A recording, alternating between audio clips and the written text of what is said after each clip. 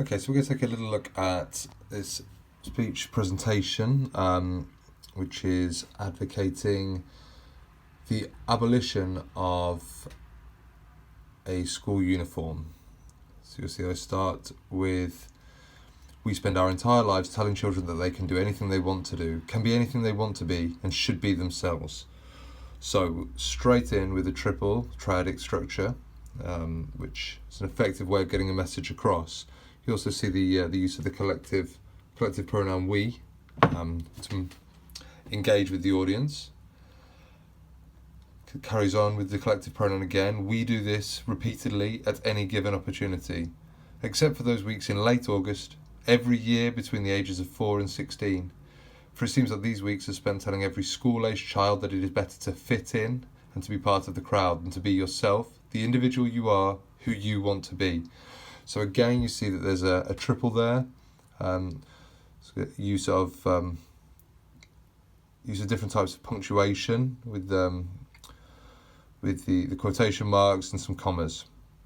I then go on to say that I would like to spend the next few minutes explaining to you why I see school uniforms as restrictive and contrary to many of the messages we instill in our children in any other scenario. So you see some ambitious vocabulary with instill, and I set out from the outset what my message is going to be. Just realising this is taking quite a long time, so what I'm not going to do is read out the entire presentation. I'm just going to point out some of the more salient points. So the main body, starting with parents, teachers, you see is a complex sentence. It's not which again is attention grabbing. You'll see that there's use of some further punctuation there with the semicolon after young adults, and some more ambitious vocabulary with advocate.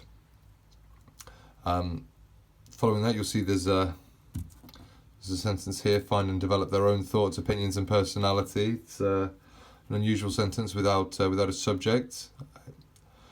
It's difficult. If it's deliberately done, it can be very effective.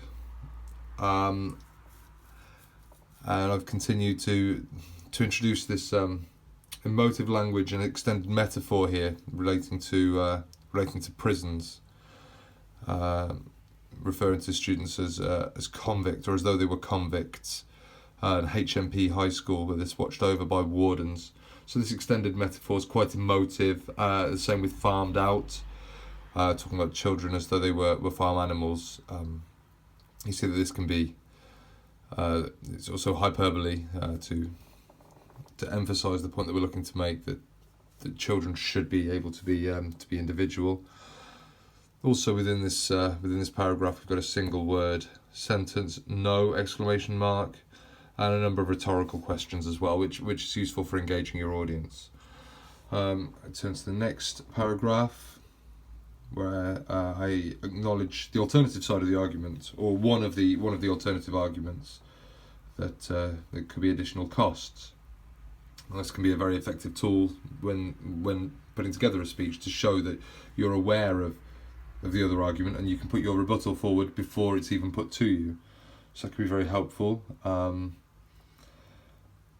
See throughout that I've used a number of rhetorical questions again as we turn over. Again, to engage the audience, engage those who are listening to me, and to hopefully persuade them, which is the purpose of my writing, is to persuade the audience as to my way of thinking. Again, a bit more hyperbole and an extended metaphor for poverty with the reference to the ration tokens. This could be done, if you think about it. It could be an opportunity to put the poverty being claimed into context. That the poverty being claimed is nothing when compared with the poverty of the post-war years. And then we'll move on to the final paragraph of the main body, where I look at the fact that I put forward the argument that the comfort of the child is conducive to a good learning environment. Again, the introduction clearly links on. This brings me neatly onto my final point. It's a good linking sentence. Comfortable child, It's not quite alliteration there, but when we have likely to be a listening learner, there's some alliteration there. I introduce a statistic. Now, obviously, we're not in a position to actually have statistics to hand in the exam, but as long as you're introducing it as though it were a statistic, if it supports your argument, that's fantastic. I acknowledge the limitations of the statistic, but highlight those points which really support my argument. And then towards the end, you'll see that I return to my main point, which is the individuality of the children. And you turn to the conclusion. Again, I briefly recap the points that I've made, that the reasons behind my argument, and then the option I've taken here is to come up with a call to action. Some people use a quotation, some people use an anecdote.